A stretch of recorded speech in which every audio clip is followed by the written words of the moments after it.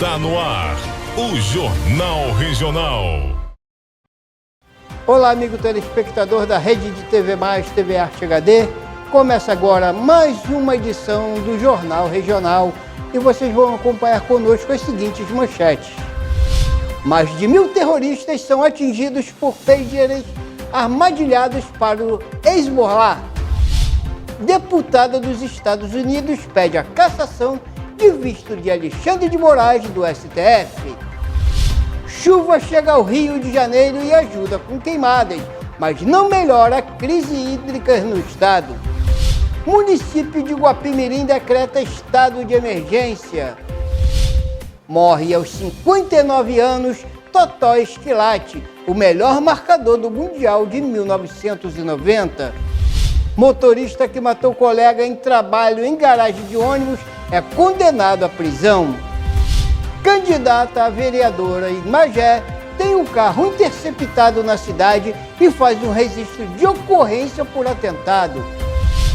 E você acompanha ainda as notícias locais dos municípios de cobertura da Rede de TV+, TV Arte HD, o andamento das eleições na região, a previsão do tempo e acompanhe as notícias do Brasil e do mundo. Está no ar o Jornal Regional. Explosões de pagers matam 11 e deixam mais de 2.000,7 feridos. Um incidente inédito na convulsão que atinge o Oriente Médio. Uma série de explosões de pagers usados por membros do grupo fundamentalista Hezbollah matou ao menos 9 pessoas, feriu 2.750 nesta terça-feira em Beirute e em outras 8 cidades do Líbano. Houve explosões relatadas também na Síria. Centenas de pessoas perderam a visão e diversas tiveram os membros amputados. A estimativa de vítimas são da imprensa árabe e israelense, citando autoridades de saúde locais, e a emissora da TV árabe Al Jazeera afirmou que as explosões foram provocadas por explosivos previamente plantados nos pagers. Os dispositivos teriam sido hackeados e foram comprados há cerca de 5 meses. A ausência de fumaça e de chamas antes da explosão indica que a causa pode ter sido uma carga explosiva escondida no interior dos aparelhos, o que sugere que Israel, de alguma forma, conseguiu vender milhares de pagers já armadilhados para o Hezbollah, detonando-os em simultâneo e ferindo gravemente as mais de 2.750 pessoas em várias cidades. Imagens do resultado dos milhares de dispositivos de comunicação do Hezbollah que explodiram circulam pelos noticiários internacionais. Segundo informações da agência de comunicação, eles afirmam que o número de feridos chega a 4.000 pessoas do Hezbollah, com 11 mortos. Vocês acompanham em seguida os comentários sobre a imprensa internacional. Segundo o jornal New York Times, autoridades americanas confirmaram que Israel escondeu explosivos em um lote destes aparelhos fabricados em Taiwan e comprados pelo Hezbollah. E que às 13h30 da tarde, horário local, os pagers receberam uma mensagem que parecia ser de um líder do grupo, detonando as explosões. E a deputada americana apresenta um projeto que pode negar visto a Alexandre de Moraes e a outros ministros do STF. Notícias que vocês vão acompanhar com Dilma Beck. A deputada republicana Maria Elvira Salazar, representante da Flórida, apresentou hoje um polêmico projeto de lei no Congresso dos Estados Unidos, que pode impedir a entrada de autoridades estrangeiras acusadas de violar a liberdade de expressão de cidadãos americanos. O ministro do Supremo Tribunal Federal brasileiro, Alexandre de Moraes, é mencionado explicitamente como um possível alvo da medida. O projeto chamado Ato de Nenhum Censor em Nossas Costas propõe uma emenda à Lei de Imigração e Nacionalidade dos Estados Unidos. Se aprovada, a legislação permitirá que oficiais estrangeiros, incluindo ministros do STF, sejam considerados inadmissíveis ou até mesmo deportados, caso sejam acusados de violar direitos da primeira emenda de americanos. Em seu discurso de apresentação, a deputada Salazar declarou: "O ministro Alexandre de Moraes é a vanguarda de um ataque internacional à liberdade de expressão contra cidadãos americanos como Elon Musk. Os responsáveis pela censura não são bem-vindos na terra dos livres, os Estados Unidos." Embora Moraes seja o único ministro do STF mencionado nominalmente, o projeto de lei poderia potencialmente afetar outros membros da Corte Brasileira, caso sejam acusados de ações semelhantes. A proposta surge em meio à recente controvérsia envolvendo Alexandre de Moraes e o empresário Elon Musk e a rede social X, antigo Twitter, que ganhou repercussão internacional. A deputada Salazar, que preside o subcomitê do Hemisfério Ocidental, tem sido uma crítica vocal das ações do governo brasileiro em relação à liberdade de expressão. Chuvas no Rio de Janeiro causam melhorias na qualidade do ar, combate focos de incêndio, mas não é suficiente para combater as queimadas provocadas pela ação humana. Rodrigo Amorim narra os fatos a seguir. A expectativa é de que a mudança no tempo ajude a minimizar os impactos das queimadas que afetaram o estado nos últimos dias. De acordo com o coordenador-geral de operação e modelagem do CEMADEM, o meteorologista Marcelo Celucci, apesar do baixo volume, a chuva registrada já causa melhorias na qualidade do ar, além de combater focos de incêndio. São volumes pequenos, mas que causam sim um alívio na situação. Primeiro porque, como a chuva foi relativamente generalizada, ajuda a apagar focos de incêndio e também a melhorar a qualidade do ar, tanto pela chuva que varre as partículas de fumaça para o chão, quanto pela mudança na direção do vento, que agora está soprando do mar para o continente, então está trazendo ar mais puro, mais limpo. Depois de vários dias estamos em uma situação de ar bem mais limpo, explicou o meteorologista. Entre a última quinta-feira, dia 12, quando foi criado um gabinete de gestão de crise, e amanhã desta terça-feira, o Corpo de Bombeiros já extinguiu mais de 1.389 incêndios florestais em todo o Rio. Hoje, ainda há 3 focos ativos sendo combatidos. O coordenador-geral alertou que a curto prazo, a chuva deve ajudar a melhorar a atual situação, mas não será suficiente para combater queimadas provocadas pela ação humana. A Polícia Civil já identificou mais de 20 pessoas envolvidas em uma série de incêndios criminosos em parques estaduais. O solo continua muito seco, a vegetação continua muito seca, depois de tantos meses de chuva muito escassa. Então, não é uma chuvinha agora e eventualmente no sábado, que vai resolver as coisas definitivamente, disse o especialista, que ainda esclareceu que melhorias definitivas só devem começar a ocorrer a partir de outubro. A solução definitiva vai ser quando começa a estação chuvosa para valer. Ainda não está muito claro quando isso vai acontecer, nós temos uma previsão de pouca chuva nas últimas semanas de setembro. Em princípio, nós poderíamos ter uma situação de mais chuva, mais volumosa e com maior frequência, na primeira quinzena de outubro. Não sabemos ainda se será em definitivo o início da estação chuvosa. Provavelmente não será, mas se a chuva começa a ocorrer com maior volume e frequência, certamente a condição vai tender a melhorar.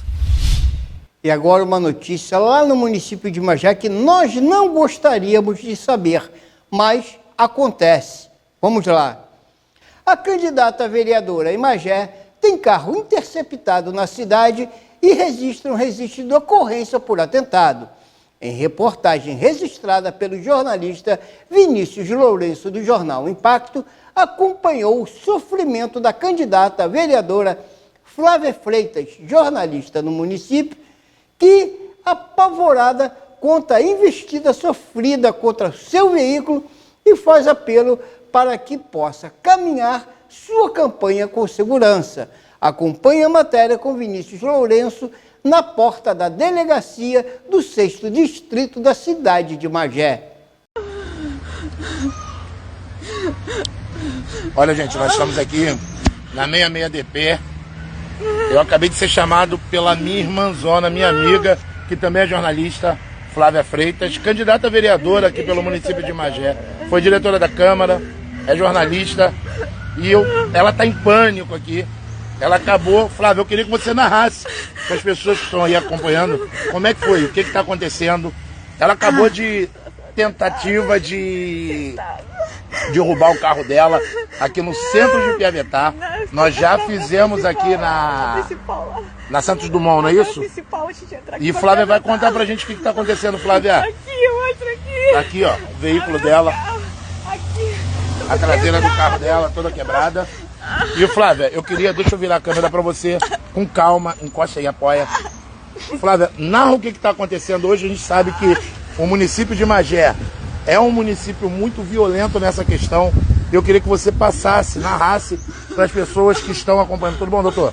Para as pessoas que estão acompanhando, o que aconteceu com você? Por que esse acontecido... Calma, vamos entrar Nós já estamos ao vivo aqui, o pessoal está acompanhando. Ai, gente, me ajuda. Eu não sei o que está acontecendo. Eles O carro da frente parou bruscamente. Eu não sei se foi atentado, mas eu já tô com medo, porque eu fiz uma reunião que deu muitas pessoas e passou um grupo rival e falou que ia me parar. E 2 dias depois acontece isso, o carro da frente para. E eu tenho que jogar o carro pro lado, o carro que veio de trás, coitado, bateu em mim, mas foi o carro da frente, mas eu consegui pegar a placa do carro, eu interceptei ele. E ele depois foi embora falando que não... Calma. Eram 2 homens. Gente, eu tô aqui com a Flávia, a gente vai dar todo o amparo, todo o respaldo. Já acionamos o Sindicato dos Jornalistas, já acionamos todos os meios que devem ser... Poxa, com cuidado aqui. Que devem ser acionados. Ela já fez o registro dela de ocorrência. Eu tô aqui na delegacia. Nós estamos aqui, ó, delegacia de Piavetá agora. Ela é candidata a vereadora aqui pelo município da Magé, foi diretora da Câmara durante o período e hoje ela tem incomodado muita gente. Por esse motivo, estamos aí trazendo para você essas informações direto aqui. Flávia, você já fez o registro de ocorrência? O doutor mandou esperar para fazer. Então, ela vai fazer o registro de ocorrência, nós vamos acompanhar. Gente, me ajuda. Senta aqui no cantinho aqui, ó, por enquanto. Eu preciso de segurança. Tá aqui, ó. Infelizmente, nós estamos vivendo um momento muito complicado na política da nossa cidade. A gente sabe que o município de Magé não é um município seguro, politicamente falando. Infelizmente, mais um episódio drástico na política da nossa cidade. Bom, já na sequência, a Flávia, já em mãos do registro de ocorrência, reforça o pedido por segurança nas eleições, que tem altos índices de assassinatos contra políticos nessa ocasião da festa da democracia. Acompanhem. Oi, gente, eu sou a Flavinha Freitas, eu estou aqui na 66DP, aonde eu vim registrar um boletim de ocorrência. Hoje, por volta das 3h15 da tarde, eu sofri um atentado. Se eu não tivesse de cinto de segurança, eu teria morrido. Eu peço às autoridades que investiguem o que aconteceu, porque não é possível mais a gente, candidato, passar por isso. Eu preciso de ajuda, eu peço a toda a população de Magé que me ajude em oração para que eu consiga concluir a minha campanha e peço às autoridades que investiguem para entender, para esclarecer o que foi que aconteceu. Está aqui o boletim de ocorrência. Agora cabe às autoridades investigar o que aconteceu. Obrigada. Flávia, chega essa ocasião por conta das eleições, infelizmente, sempre há relatos e registros desse tipo de incidência criminosa contra candidatos e contra a política local. Nós lamentamos profundamente e esperamos que as autoridades da cidade tomem as devidas providências em face de evitar novos incidentes iguais a esses que aconteceu com você. Toda a nossa solidariedade, estamos de olho nessas eleições. E o motorista que matou o colega de trabalho em garagem de ônibus é condenado à prisão. O criminoso é morador do bairro de Cantagalo, em Guapimirim. André Luiz chegou a ser preso em novembro de 2013, 10 meses após o crime. E em dezembro do mesmo ano, conseguiu autorização judicial para responder o processo em liberdade. Rodrigo Amorim destaca os detalhes do acontecimento. Um motorista de ônibus identificado como André Luiz Lopes de Lima, de 46 anos, foi sentenciado a 18 anos, 1 mês e 23 dias de prisão em regime fechado, por tentativa de homicídio contra o colega Gilson Ricardo de Oliveira. A condenação, proferida pela 4ª Vara Criminal de Duque de Caxias, na Baixada Fluminense, foi obtida pela 2ª Promotoria de Justiça do Ministério Público do Estado do Rio de Janeiro. A tentativa de assassinato ocorreu no dia 5 de janeiro de 2013 numa garagem de ônibus em Duque de Caxias, onde ambos trabalhavam. O criminoso teria se desentendido com a vítima, que era fiscal, por não ter trocado um serviço no dia anterior. Irritado porque Gilson não trocou um serviço seu no final do ano anterior, André o surpreendeu em seu local de trabalho e efetuou 5 tiros contra a vítima, que foi atingida na cabeça, na nuca e em outras partes do corpo. Após ficar internado e passar por várias cirurgias, Gilson perdeu 50% de sua visão e teve deformidade permanente da calota craniana, além de apresentar até hoje dificuldades de fala e de locomoção, explicou o Ministério Público do Estado do Rio de Janeiro. Em 2017, o réu já havia respondido processo na comarca de Guapimirim por delito de ameaça. Teve a pena convertida em prestação de serviço à comunidade. Estiagem seca. O município de Guapimirim decretou o estado de emergência. Dilma, conta pra gente o que está acontecendo aí no município. Segunda-feira, dia 16, durante uma reunião com o Gabinete de Crise no Centro Integrado de Comando e Controle na Cidade Nova, região central, o governador do Rio informou que por conta da estiagem nos rios que abastecem o sistema Imunana-Laranjal, o Guapiaçu e Macacu em Guapimirim, na Baixada Fluminense moradores já sofrem com restrição no abastecimento. Na reunião, Cláudio Castro também citou que um plano de contingência foi elaborado para minimizar os impactos para a população e entre as medidas estão a aquisição de carros-pipa para abastecimento. Em Guapimirim, a empresa responsável pelo abastecimento de água, Fontes da Serra, em seu site divulgou uma escala de abastecimento. Em Teresópolis, comerciantes já relatam que estão sem estoque de água mineral após o aumento da procura na cidade. Segundo os relatos, o bairro da Granja Guarani vem sofrendo há 2 semanas sem água. E agora uma notícia muito triste para o desporto internacional. Morreu aos 59 anos Totò Schillaci, o melhor marcador do Mundial de 1990. O antigo internacional italiano Salvatore Totò Schillaci, melhor marcador do Mundial, morreu na quarta-feira aos 59 anos, vítima de câncer no cólon, afirmou a Federação Italiana de Futebol. O ex-avançado lutava contra o câncer há mais de 2 anos e estava internado desde o dia 9 de setembro em um hospital em Palermo, onde era natural. Mesmo chegando ao torneio como provável suplente, Totò Schillaci assumiu-se como titular e acabou por ser o melhor marcador com 6 gols, um dos quais nas meias finais frente à Argentina e outro que o deu o 3º lugar frente à Inglaterra. As boas apresentações colocaram-no no 2º lugar da votação da Bola de Ouro no ano também de 1990, apenas superado pelo alemão Lothar Matthäus, uma das principais figuras da seleção que conquistou o Mundial.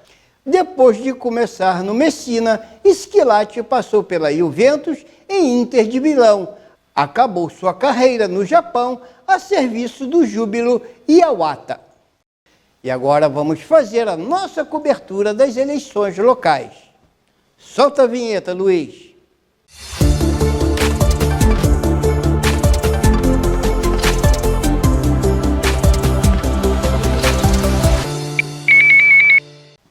Bom, direto agora da Festa da Democracia, nós vamos para Magé para falar das eleições locais. Com 86%, o atual prefeito Renato Cozzolino lidera com folga as pesquisas de extensão de votos em Magé. Ao atingir recentemente 200 mil eleitores, a cidade de Magé ganhou condição de eleição em 2 turnos. Mas se depender dos números de preferências de voto, a decisão de reeleger Renato Cozzolino vai ficar mesmo no 1º turno. Além de liderar com grande diferença para o 2º colocado, a atual gestão do prefeito é aprovada com nada mais, nada menos, por 93% dos entrevistados. Rodrigo Amorim traz para a gente a sequência dessa análise de votação na cidade. O Ágora divulgou pesquisa eleitoral para a Prefeitura de Magé. Com 86%, o atual prefeito Renato Cozzolino do PP lidera com folga o caminho para a reeleição. A vantagem para o segundo colocado é de 82 pontos percentuais, já que Ricardo da Carol do PL soma apenas 4%. Davi Souza, Rede, e Walter Barbosa do PSB estão em último com apenas 1% cada. Os números são estimulados quando os nomes dos candidatos são apresentados aos entrevistados. Nos votos válidos, já desconsiderando brancos e nulos, a vantagem de Cozzolino é ainda maior. Ele tem 93% contra 5% de Ricardo da Carol, 1% de Davi Souza e 1% de Walter Barbosa. Na avaliação espontânea, Renato Cozzolino lidera com 75% das intenções de voto. Ricardo da Carol e Davi Souza ficam com 1% cada e 23% não souberam responder. No voto espontâneo, a pesquisa pergunta em quem a pessoa votaria, sem citar nenhum nome. A pesquisa também avaliou a rejeição dos candidatos e 31% disseram que jamais votariam em Ricardo da Carol. Já 9% não votariam em Walter Barbosa, 8% em Davi Souza e apenas 2% rejeitam o atual prefeito de Magé. Aliás, a gestão Cozzolino também recebeu alta aprovação por parte dos entrevistados na pesquisa. A administração do atual prefeito é considerada ótima e boa para 85% dos entrevistados. Apenas 10% consideram regular e 5% ruim e péssimo.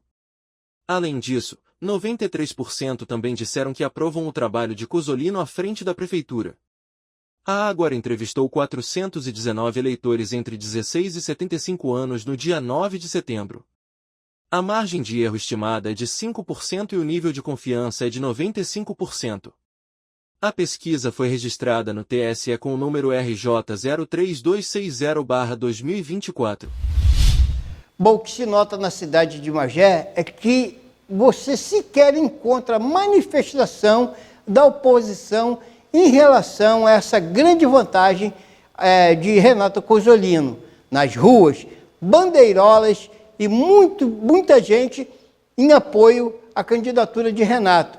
E como nós falamos, sequer nas ruas você consegue notabilizar a manifestação da oposição. Já em Rio das Ostras, uma reprovação elevada faz o candidato apoiado pelo governo evitar a presença do prefeito na campanha.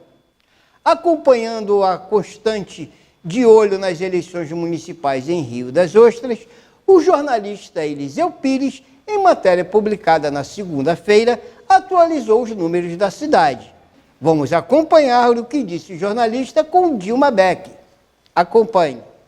Frequentadores dos ambientes políticos de Rio das Ostras afirmam que Maurício Braga Mesquita, o BM, candidato a prefeito pelo União Brasil, é o nome preferido do prefeito Marcelino Dias Borba, o Marcelino da farmácia, e conta com apoio de parte significativa dos integrantes do governo. Do que até semana passada tinham dúvidas, era da razão de o predileto não aparecer ao lado do prefeito na campanha. Mas uma pesquisa divulgada sexta-feira, dia 13, tratou de esclarecer isso, o elevado índice de reprovação da administração de Marcelino. De acordo com o levantamento do Instituto Paraná Pesquisa, realizado entre os dias 9 e 12 de setembro, e registrado no Tribunal Superior Eleitoral, TSE, com o protocolo Rio de Janeiro, 06026/2024. Margem de erro é de 3,8% e nível de confiança é de 95%. A gestão de Marcelino Borba tem 72,4% de reprovação, índice superior ao apontado em pesquisa do mesmo instituto realizada em abril, quando 68,1% dos eleitores entrevistados reprovavam o governo. De acordo com a pesquisa, apenas 22,8% aprovam o governo e 4,9% não souberam responder. O mesmo levantamento mostra Maurício BM 28 pontos percentuais a menos que o primeiro colocado na preferência dos eleitores. Segundo a pesquisa, Carlos Augusto Baltazar tem 49% das intenções de votos, e Maurício 20,9%, seguido por Misaías Machado. Republicanos com 5,9%, Kátia do PT 4,3%, e professor Luciano, candidato do PSOL, tem 3,7%. Brancos e nulos somam 9,7% e 6,6% não sabem ou não souberam responder. Bom, em Rio das Ostras também já se tentou de tudo. Tentaram impugnar a candidatura de Carlos Augusto Baltazar, tentaram cassar o seu mandato de vereador, o qual ele renunciou, para não dificultar justamente essa caminhada na busca de uma cadeira majoritária. Em suma, fake news à vontade, mas está aí o resultado. É esse aí. E também, lá em Rio das Ostras, me parece que as eleições também já estão decididas. Boa sorte ao Carlos Augusto Baltazar, que deverá assumir a cadeira de prefeito da cidade. E o debate da rede de TV UOL é marcado por gritaria e discussões entre Ricardo Nunes e Pablo Marçal. Dilma, traz pra gente as atualizações desse último debate. 2 dias após o debate da TV Cultura e o episódio da cadeirada de José Luiz da Atena em Pablo Marçal, os candidatos à Prefeitura de São Paulo voltaram a se enfrentar. No debate da Rede TV e do site UOL, poucas propostas de governo e muita gritaria e discussão. No confronto entre Pablo Marçal e Ricardo Nunes, a apresentadora precisou advertir os dois candidatos. O confronto teve vários embates. Um deles foi entre Pablo Marçal e Ricardo Nunes. A apresentadora Amanda Klein precisou advertir os dois. Você vai preso, Ricardo Nunes, por tocar nas merendas das crianças. Vou interromper esse debate. Vai receber dinheiro de crédito. Você vai preso ano que vem. Volte no 28. Ordem, agora. Eu vou colocar na cadeia. Eu vou interromper esse debate.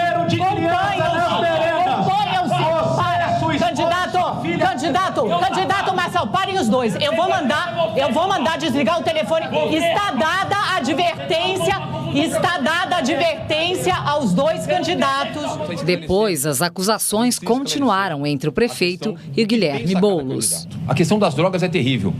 O seu partido apresentou um projeto, o PL 2622, que fala para libertar 42 mil traficantes. Não é libertando traficantes que melhora a segurança. Qual a sua opinião sobre isso, Guilherme Boulos? Novamente, nesse tema das drogas, no debate passado, Ricardo Nunes foi questionado, e por isso ontem em entrevista, reiterou a fake news do Pablo Marçal, me associando ao uso de droga. É desse tipo de gente que a gente está falando. Não é por acaso que ele recebeu o apoio do Jair Bolsonaro, porque tem o mesmo método de mentira, de criar confusão. Provocado novamente, da Atena disse que Marçal irá responder na justiça. Você vai responder na justiça pelas injúrias que você dirigiu a mim, você não tem a dúvida. Você pode me provocar da forma que você quiser, que eu não vou partir para agressão com você, porque eu não bato em covarde 2 vezes. Covarde apanha uma vez só. Tabata Amaral falou que irá à justiça para processar Marina Helena por falsa acusação. É muito importante saber os apoios que os candidatos têm, quem paga as suas contas, e a transparência é fundamental. A Tabata andou sim, andou de King Air, bimotor, pegou o avião em Lusiânia, parava em Feira de Santana para visitar o seu namorado em Recife. Eu tenho família em Feira de Santana e não me lembro da última vez que tive alegria. A última vez que estive em Feira de Santana fui de ônibus, o que eu não recomendo porque em Minas não acaba nunca, quando eu era pequena. E esse delírio é grave, Marina. E assim nós vamos terminando mais uma edição do Jornal Regional, agradecendo a todos vocês, amigos telespectadores que nos acompanham, a todos vocês dos municípios que também nos acompanham através das nossas plataformas das redes sociais, a nossa equipe técnica e aguardando você até o nosso próximo encontro do Jornal Regional. Muito obrigado e até lá!